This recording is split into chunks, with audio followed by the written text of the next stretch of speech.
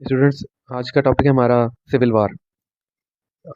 मैंने अपनी पूरी कोशिश की है कि मैं सिविल वार में सारी चीज़ें इनकॉर्पोरेट कर सकूं, जो जो सिविल वार का हिस्सा है। सिविल वार की हिस्ट्री मैंने 40 इयर्स पहले शुरू की है।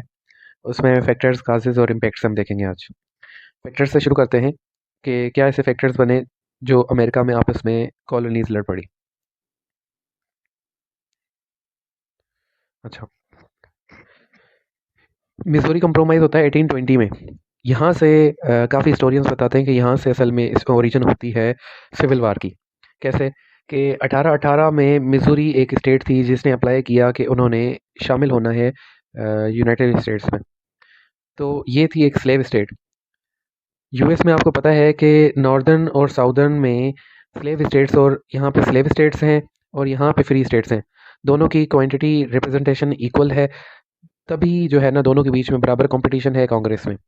तो ये दोनों एक दूसरे को, इनकी स्ट्रगल चलती है कि ये एक दूसरे को आउट पॉपुलेट करें, एक दूसरे से ज़्यादा हो जाए। तो पर इन्होंने एक फॉर्मल तौर पे एक बैलेंस क्रिएट करना था। इस वक्त समझे 1820 से पहले स्लेव स्टेट्स और फ्री स्टेट्स आपस में इक्वल है, रिप्रेजेंटेशन इक्वल है। 1818 में मिजोरी अप्लाई करती है कि उन्होंने एक स्लेव स्टेट के तौर पे शामिल होना है यूएसए में।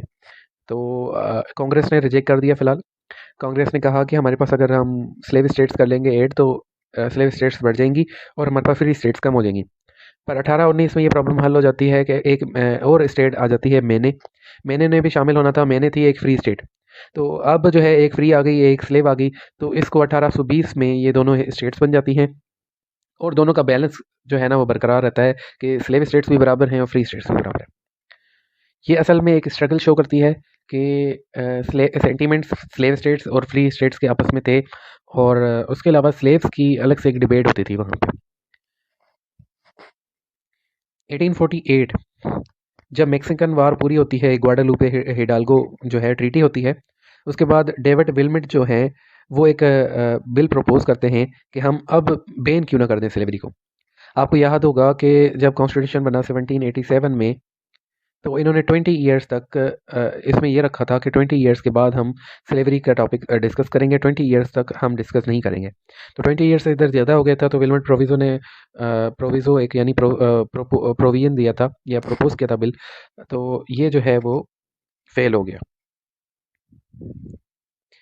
1848 के इलेक्शन में हम देखते हैं कि लेविस कैस के नाम के बंदा जो है प्रेसिडेंट, मतलब प्रेसिडेंशियल कैंडिडेट, उन्होंने, उनका मैनिफेस्टो था कि वो स्लेवरी को ख़त्म करेंगे।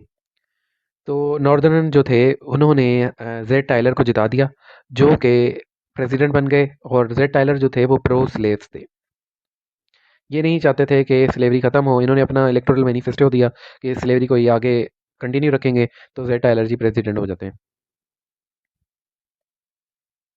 1850 का कंप्रोमाइज़।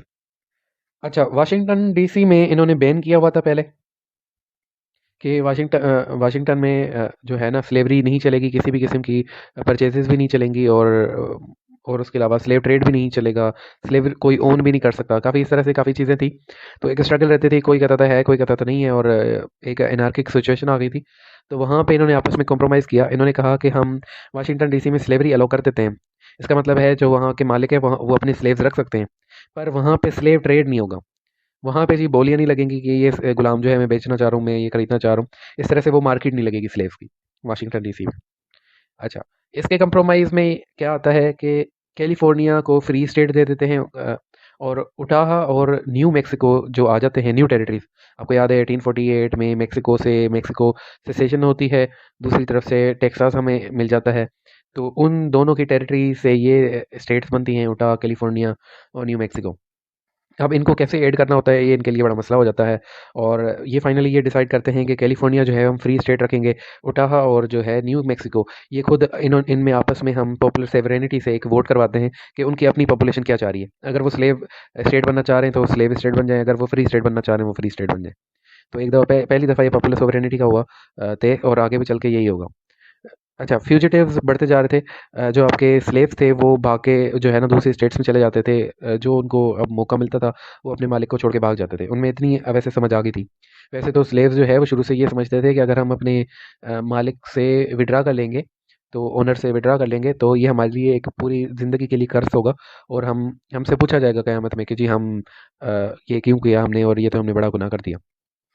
पर अब जो है इनमें शऊर आ गया कि इन्होंने हमें बहुत ज़्यादा तंग किया हुआ है, या हमारे कोई हुकूक नहीं रख रहे, तो हम भाग जाते हैं। तो भागने के इधर जो है कांग्रेस ने लाश दे दिए, और कहा कि जो भागेगा उसको हम सज़ा देंगे, और भागने के लिए बॉर्डर्स पे सख्ती कर दी, और इस तरह से काफ़ी चीज़ें कर दी। ये 1850 का कंप्रोमाइज़। 1852 में दोबारा सिलेक्शन होते हैं। फ्रैंकलिन पियर्स प्रो स्लेवरी वाले बंदे हैं, कहते हैं हम स्लेवरी को ख़त्म नहीं करेंगे, तो ये दोबारा से जीत जाते हैं। जनरल डब्ल्यू स्कॉट जो है ये हार जाते हैं। इनका ये था कि हम स्लेवरी ख़त्म करेंगे। तो एक हम कंटिन्यूस स्ट्रगल देखते हैं स्लेवरी और एंटी स्लेवरी के बीच में। उसके बाद है ऑस्ट्रेंड मैनिफेस्टो। सॉरी जी, ये पियर्स जो हैं इनके प्रेसिडेंट, ये क्या इनका मंसूबा चल रहा होता है जहन में कि हम निकारागुआ और क्यूबा, ठीक है, जो लेटिन अमेरिकन कंट्रीज़ हैं, इन दोनों को एनेक्स कर लेते हैं। एक्सपेंशन भी हो जाएगी। क्या हो जाएगा कि हम नई टेरिटरी भी ऐड कर लेंगे, और ये हो जाएगा कि हम स्लेव उनको बना लेंगे, स्लेव स्टेट्स बना लेंगे। यहाँ पे दोनों में स्लेव ज़्यादा थे, तो उन्होंने कहा इसको स्लेव स्टेट्स के तौर पे ऐड कर लेंगे, तो हमारे स्लेव्स बढ़ जाएंगे। स्लेव्स जैसे ही बढ़ेंगे तो हम रिप्रेजेंटेशन ज़्यादा हासिल करेंगे इधर से, और जो है प्रेसिडेंट नेक्स्ट हमारा यहाँ से होगा। नॉर्दर्न से हमेशा नॉर्दर्न से जो है प्रेसिडेंट होता था, क्योंकि इनकी रिप्रेजेंटेशन जो है वो बहुत ज़्यादा होती थी, इनके बंदे पॉपुलेशन बहुत ज़्यादा होती थी। क्यों होती थी? यहाँ पे इंडस्ट्रियाँ, यहाँ पे मिलें, यहाँ पे पूरी मतलब जो अर्बनाइजेशन, तो पूरी दुनिया से ये एरिया जो है वो अट्रैक्ट करता था इमिग्रेंट्स। जितने इमिग्रेंट्स आते थे वो साउथन में नहीं जाएंगे, साउथन जो है एग्रीकल्चरल एरिया है, उधर क्या करेंगे वो, तो ये जाते थे इधर। तो इनकी जो है साउथर्न की जो है वो एक 2 नंबर पॉलिसीज़ होती थी कि या तो हम अफ्रीका से स्लेव्स पोर्ट करवा लेते हैं, अपने पास बुला लेते हैं और परचेज़ कर लेते हैं, या तो ये है स्लेव स्टेट्स हम 1-2 और ऐड कर लेते हैं, ताकि रिप्रेजेंटेशन हमारी ऊपर जाए और नेक्स्ट इलेक्शन में हमारा प्रेसिडेंट जाए। तो ये जी ऑस्ट्रेंड मैनिफेस्टो है। तो ये बाद में इनका जो है प्लान लीक हो गया था, लीक होने की वजह से ये फेल हो गया था। Kansas Nebraska act 1854। Kansas Nebraska एक 2 न्यू स्टेट्स थी जो शामिल होना चाह रही थी, पर इनमें स्लेव्स भी बराबर थे और फ्री भी बराबर थे बंदे, तो डिसाइड नहीं हो पा रहा था इसको स्लेव स्टेट्स दोनों को रखें या फ्री स्टेट रखें। और बाद में दोबारा से यही हुआ कि पॉपुलर सोवरेनिटी करवा लेते हैं, रेफरेंडम करवाते हैं दोनों स्टेट्स में, दोनों स्टेट्स को उनके लोग डिसाइड करेंगे कि ये as a free state introduce हो या एज ए स्लेव स्टेट। तो ये दोबारा कंप्रोमाइज़ हो जाता है। अच्छा, यहाँ पे जो है मिजूरी कंप्रोमाइज़ यहाँ पे टूट जाता है। मिजूरी कंप्रोमाइज़ में कोई जो है उन्होंने बॉर्डर की भी चीज़ें रखी थी, 20th पैरेलल और इस तरह से चीज़ें, तो इन्होंने वो सारी चीज़ें तोड़ दी थी इधर। अच्छा, आगे प्लीडिंग कैंसास। जैसे ही ये एक्ट आता है कि आप पॉपुलर सोवरेनिटी करवा लें, तो क्या हो जाता है कि जितने भी बंदे थे यहाँ पे ईस्ट में, वो सारे उधर चले जाते हैं, फ्री भी चले जाते हैं, स्लेव्स भी चले जाते हैं। उस टाइम पे आइडेंटिटी कार्ड तो होता नहीं था, कोई भी बंदा वोट कर सकता था, तो उन्होंने अपने सारे स्लेव्स भेजना शुरू कर दिए लोगों ने कि आप उधर जाएं, आप उधर जो है वोट करें स्लेव्स का और वापस आ जाएं फिर। ठीक है, एक जो है उनका ओनर चला जाता था, उसके साथ 60-60 जो है ना स्लेव्स जा रहे हैं। तो उनकी कोशिश दोनों स्लेव स्टेट्स ये थी कि ये दोनों स्लेव स्टेट्स हो जाएं, फ्री स्टेट्स की कोशिश ये थी कि फ्री स्टेट हो जाए। तो जैसे ही ये रश लगा होता है, तो ये एक जॉन ब्राउन नामी एक बंदा जो है वो प्रो स्लेवरी होता है, ये नहीं चाहता कि स्लेवरी ख़त्म हो, तो ये 5 बंदे मार देता है एबोलिशनिस्ट के। एबोलिशनिस्ट कहते हैं जो स्लेवरी ख़त्म करना चाह रहे हैं, एबोलिशन ख़त्म करने को कहते हैं। तो एबोलिशनिज्म की 2-3 वेव्स आई हैं। एबोलिशनिज्म पहले वेव में जो है शराब और ये जितने भी नशे हैं ये ख़त्म करना चाह रहे थे। दूसरी वेव में हम देख रहे हैं कि ये स्लेवरी ख़त्म करना चाह रहे हैं, और इस तरह से। तो एबोलिशनिस्ट के इन्होंने 5 बंदे मार दिए, तो इसका नाम आता है bleeding Kansas. Dred Scott versus Jane Sanford. Scott एक स्लेव है जिसने जॉन सैनफोर्ड के यहाँ अपनी गुलामी का सारा पीरियड पूरा कर लिया है। पीरियड पूरे करने के बाद अब ये फ्री स्टेट में जो है रहता था। फ्री स्टेट के बाद जब वो मूव करता है स्लेव स्टेट में, तो स्लेव स्टेट में ये चाहता होता है कि इसको सिटीजनशिप मिल जाए। तो सिटीजनशिप के लिए जब ये अप्लाई करता है, तो जब वहाँ के चीफ जस्टिस, यूएसए के उस टाइम के चीफ जस्टिस रॉजर टर्नी, उन्होंने दिया कि कभी भी कोई भी ब्लैक फ्री स्टेट में हो, स्लेव स्टेट में हो, खुद फ्री हो गया हो, बॉन्ड पूरा हो गया हो, बस ब्लैक है तो उसको सिटीजनशिप नहीं मिल सकती। ये एक बड़ा डिसीजन आ गया था, जिन्होंने जो है फ्री स्टेट्स को मतलब एक दफ़ा हिला के रख दिया था। Okay, election of 1860। 1860 में जाके जो प्रो स्लेवरी वाले बंदे थे, एबोलिशनिस्ट थे, उनकी ये कोशिशें कामयाब हो रही थी, और इब्राहम लिंकन जो है एक एंटी स्लेवरी बंदे थे, स्लेवरी ख़त्म करना चाह रहे थे। तो ये नॉर्दर्न में ये अब आ रहे हैं जी। और इलेक्शन के दौरान ये साउथर्न जितने भी स्टेट्स थी, इन्होंने धमकी दी कि अगर ये बंदा प्रेसिडेंट बन जाएगा और इसने अगर एंटी स्लेवरी पे बात की तो हम जो है सारी स्टेट्स इधर विड्रा कर जाएंगे यूएसए से। तो यही होता है 1860 में अब्राहम लिंकन जीत जाते हैं इलेक्शन में। जैसे इलेक्शन में जीत जाते हैं और इन्होंने एंटी स्लेवरी का काम शुरू कर दिया क्योंकि इनका इलेक्टोरल मैनिफेस्टो यही था। तो साउथ कैरोलिना सबसे पहली स्टेट थी जो सिसीड कर गई, छोड़ गई यूएसए को। और 6 अदर स्टेट्स थी जो बाद में चली गई। और 7 स्टेट्स जो है कन्फेडरेटेड स्टेट्स की एक आर्मी बना लेते हैं कि हम जो है वो 7 स्टेट्स अलग हैं। जेफरसन डेविस जो हैं इनके नए प्रेसिडेंट बन जाते हैं। अब इधर है यूनाइटेड स्टेट्स और इधर है कन्फेडरेटेड स्टेट्स, ठीक है। इन दोनों के दरमियान जो वार चलती है इसको हम सिविल वार कहते हैं। सिविल वार वैसे कहते हैं कि एक ही कंट्री के अंदर अगर दो पार्टीज आपस में लड़ रही हैं तो उसको हम सिविल वार कहेंगे, ठीक है। एक ही कंट्री के अंदर अगर आपस में पॉलिटिकल पार्टीज या आर्मीज लड़ रही हैं तो उसको हम सिविल वार कहेंगे। तो सिविल वार जो है शुरू हो जाती है, आपस में ये स्टेट्स आपस में लड़ना शुरू हो जाती हैं। तो यहाँ पे हम देखेंगे आगे इनकी लड़ाई। 1860 में लड़ाई समझे शुरू हो गई है। ये 7 स्टेट्स सीड कर गई हैं। और इनके जो हैं अब्राहम लिंकन साहब जो हैं वो एक आर्मी बुला लेते हैं और सारी चीज़ें जंगें होती हैं, बड़ी 5 साल जंग चलती रहती है। जंग के बाद जो कन्फेडरेटेड स्टेट्स के जनरल थे, जनरल ली, वो सरेंडर करते हैं। और जेफरसन डेविस जो इनके प्रेसिडेंट थे वो भी सरेंडर करते हैं और फिर से जो है वो मिल जाते हैं, आपस में यूनाइटेड स्टेट्स हो जाती हैं, ठीक है। एक ये थी हमारी सारा जो है कोर्स कि कैसे कैसे इवेंट्स मिलते हैं और सिविल वार जो है कैसे प्रोसीड होती है। अब हम देखते हैं काजेज और इम्पैक्ट्स। काजेज देख लेते हैं। काजेज में जी इकोनॉमिक काजेज देखते हैं हम पहले। National tariff. अगर आपको याद हो कि जब 1787 में 1787 में बिल्कुल फिलाडेल्फिया कन्वेंशन में बैठे होते हैं, ठीक है। फिलाडेल्फिया कन्वेंशन में बैठे होते हैं तो एक होता है कमर्शियल कंप्रोमाइज़। कमर्शियल कंप्रोमाइज़ ये होता है कि आप जो है कभी भी इंपोर्ट्स पे टैरिफ नहीं लगाएंगे, ठीक है। आप हमेशा इंपोर्ट्स पे टैरिफ लगाएंगे, एक्सपोर्ट्स पे टैरिफ नहीं लगाएंगे, ठीक है। इंपोर्ट्स पे टैरिफ लगाएंगे, एक्सपोर्ट्स पे नहीं लगाएंगे। तो इंपोर्ट्स पे क्यों लगाएंगे? क्योंकि ये नॉर्दर्नर्स जो है इनको ज़्यादातर इंडस्ट्रियल एरिया था तो इनको रॉ मटेरियल इनको बाहर से काफ़ी चीज़ें चाहिए होती थी। तो इंपोर्ट्स के लिए ये टैरिफ लगाते थे। 1812 में इन्होंने लगाया, 1824 में लगाया इन्होंने। तो साउथ कैरोलिना जो इधर साउथ में स्टेट्स होती थी, तो इन्होंने कहा कि हमें तो बाहर से काफ़ी चीज़ें चाहिए होती हैं, आप इंपोर्ट में किस तरह लगा रहे हैं। तो ये आपस में इनका इधर ही क्लेश हो गया था। इस बात पे कंप्रोमाइज़ ये टूट गया था, इस पे नहीं रुके थे बाद में। तो एक ये बड़ा काज ये था कि आपस में ये टैरिफ पे ही नहीं बन रहे थे कि इंपोर्ट पे लगाना है, एक्सपोर्ट पे लगाना है या दोनों पे लगाना है। नंबर दूसरा, incompatibility of southern and northern economic system. कैसे? जो साउदर्न इकोनॉमिक सिस्टम है वो पूरा जो पूरा है वो प्लांटेशन ड्रिवन है। यहाँ पे एग्रीकल्चर एरिया हो रहा है और यहाँ पे टोटल जो है वो इंडस्ट्रीज़ हैं, फैक्ट्रीज़ हैं, टेक्सटाइल्स हैं। तो इनकी जो इकोनॉमी है वो चलती है एग्रीकल्चर से और इनकी इकोनॉमी एग्रीकल्चर यानी 90% स्लेवरी से।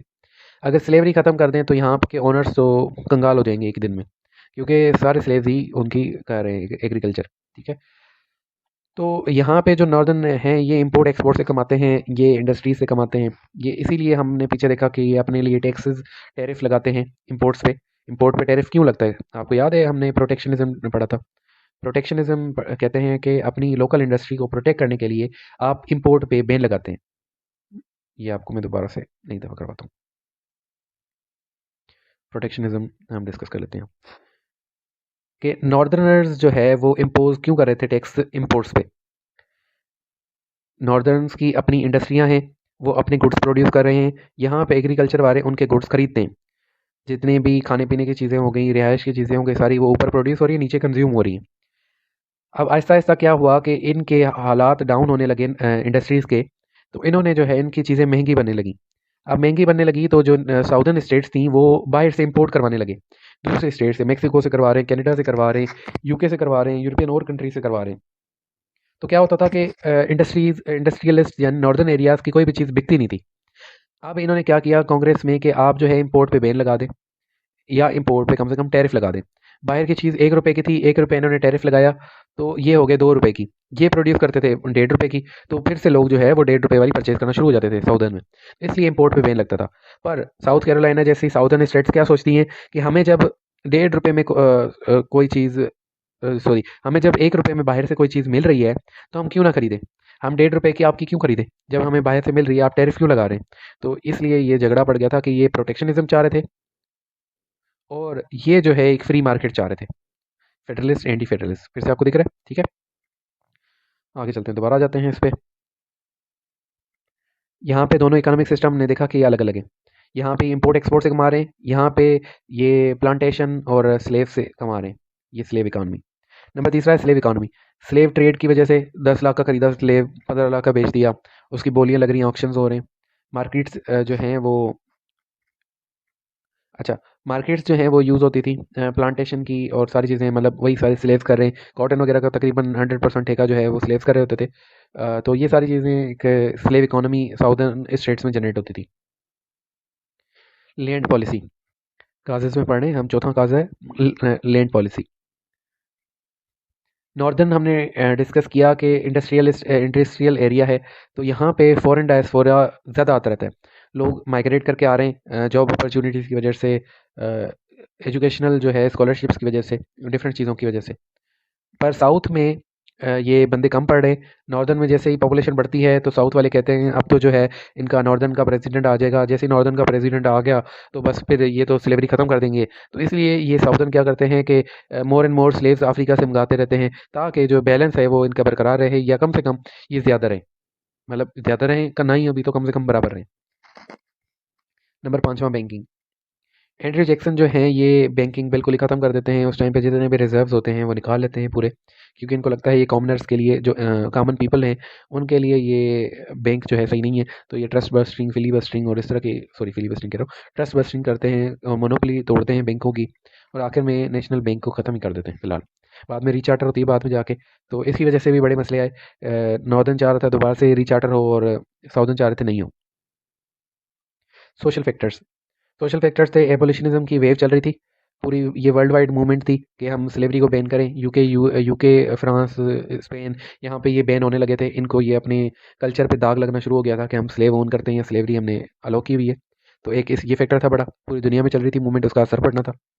नंबर दूसरा काज हमारे पास है सेक्शनलिज्म। सेक्शनलिज्म है जी कि नॉर्थ जो है वो अर्बन है, फ्री लेबर है, इंडस्ट्रियल है, साउथ जो है वो रूरल है और स्लेव लेबर है और प्लांटेशन है। तो ये एक सेक्शन बन गए थे सोसाइटी में।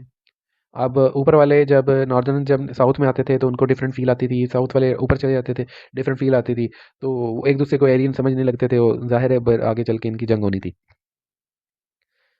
कल्चरल डिफरेंस था, क्योंकि इनकी इकोनॉमिक डिफिकल्टीज चेंज थी। नीचे एग्रीकल्चर के लिए आपको पता है सिंपल इकोनॉमी और उस सिंपल सादा ज़िंदगी गुजारते हैं लोग, और सारी चीज़ें सादा होती हैं, कोई इनको मशीनरी नहीं चाहिए होती, कोई इनकी फैशन में नहीं आते ये। तो नॉर्दर्न वाले जो हैं वो फुल फैशन में आते हैं, नए नए फैशन, और बाहर कंट्रीज़ के बंदे भी आ रहे हैं और सारी चीज़ें हो रही हैं, तो इन दोनों के कल्चरल डिफरेंसेस थे। पॉलिटिकल फैक्टर्स, पहला हमारा पॉलिटिकल फैक्टर है एक्सपेंशन टू वेस्ट। अगर हमने शायद जो है वेस्टवर्ड एक्सपेंशन का जो टॉपिक किया था, उसमें हमने देखा कि एंड में कि इनकी बड़ी लड़ाई होती हैं वेस्टवर्ड एक्सपेंशन पे, नेटिव्स के साथ भी, मेक्सिको के साथ भी, और आपस में सिविल वार भी। तो यहाँ पे जैसे ही आगे ये 13 कॉलोनी से फर्दर ये आगे बढ़ते हैं वेस्ट में, तो इनके लिए ज़्यादा मुश्किल आती जाती है, क्योंकि ये स्लेव स्टेट्स और फ्री स्टेट्स कैसे ऐड करनी है, किसको किसने ऐड करना है, इस पर टेंशन पड़ी रहती है। ये एक पॉलिटिकल फैक्टर था। Confusion in the interpretation of constitution. अच्छा, कॉन्स्टिट्यूशन जो है वो खामोश था इस बात पे कि स्लेव्स रखें या ना रखें, क्योंकि 1887 में इन्होंने फिलाडेल्फिया कन्वेंशन में ये बात नहीं लिखवाई थी, स्लेवरी का टॉपिक डिस्कस नहीं किया था। तो कुछ लोग कहते थे कि जो पहली 10 अमेंडमेंट हैं राइट्स की, बिल ऑफ राइट्स, तो इन बिल ऑफ राइट्स में जाहिर है आपके सारे राइट्स आ जाते हैं, और राइट्स जब आ जाते हैं तो स्लेवरी खत्म हो जाती है। राइट्स तो अगेंस्ट होते हैं स्लेवरी के, आप ह्यूमन राइट्स दे रहे हैं, आप उसकी इंडिपेंडेंस और फ्रीडम देख रहे हैं, तो फ्रीडम तो यही है कि वो आज़ाद रहे। तो ये कहते थे कि आप जो है स्लेवरी कॉन्स्टिट्यूशन के अगेंस्ट है। दूसरी तरफ दूसरे लोग कहते थे ये जो है कॉन्स्टिट्यूशन इस बात पे खामोश है और हमने तो 20 साल का डिसाइड किया हुआ था कि उसके बाद सोचेंगे, तो अब जो है सोचते हैं पर अभी किया नहीं हमने। तो ये एक पॉलिटिकल फैक्टर्स थे। यहाँ पे हमारा टॉपिक आज का पूरा होता है। इम्पैक्ट्स रह गए हैं जी। इम्पैक्ट्स हम नेक्स्ट लेक्चर में देखेंगे। वैसे अगर हम इम्पैक्ट्स डायरेक्ट देखें तो इम्पैक्ट आपको दिखेगा कि वार के बाद इनको रिकंस्ट्रक्शन की ज़रूरत पड़ी। नंबर पहला, डेट वगैरह और इनकी जो माली हालात हैं वो डाउन हो गए। डेट और उसके बाद रिकंस्ट्रक्शन के लिए इनको बड़ी 2-3 डेकेड्स गुजारने पड़े। पर ये था कि इन्होंने स्ट्रॉन्ग बना दिया अमेरिकन कल्चर को। ये दोबारा से सीडी होने चाहिए कभी भी। नंबर चौथा, स्लेवरी का टॉपिक हमेशा के लिए ख़त्म हो गया। स्लेवरी ख़त्म हो गई क्योंकि नॉर्दर्न जी जाते हैं। नंबर पाँचवा, अब जो है दुनिया में ये एक सिविलाइज्ड कौम के तौर पे ये इमर्ज करेंगे क्योंकि इनके पास ये एक दाग ख़त्म हो गया स्लेवरी का। और एक क्रेविंग होगी कि स्लेव्स को अब राइट्स मिल गए हैं तो इनको एक्सटेंशन मिल जाए राइट्स की, वुमेन को भी राइट्स मिल जाएं, चिल्ड्रन को भी राइट्स मिल जाएं। और हम आगे देखते हैं कि रिकंस्ट्रक्शन के फ़ौरन बाद प्रोग्रेसिव एरा आता है। तो प्रोग्रेसिव एरा में हम देखते हैं कि सिविल राइट्स भी मिलते हैं और सारे वुमेन के भी मिलते हैं, चिल्ड्रन के भी मिलते हैं, लेबर के भी मिलते हैं। और इस तरह से जो है कि ये आपको इग्निशन मिलती है यहाँ से। दोबारा से इग्निशन वार जो है एक काम करता है इग्नाइटर के तौर पे कि आपको फील करवाता है कि आपको कुछ जो है बनना है आगे चल के। तो ये रिकवरी के चक्कर में जो है ज़्यादा प्रोग्रेस कर जाते हैं। तो ये थे हमारे कुछ इम्पैक्ट्स। आगे हम मज़ीद इम्पैक्ट्स डिस्कस करेंगे बाद में। Thank you so much students. Next lecture में मिलते हैं। अल्लाह हाफ़िज़।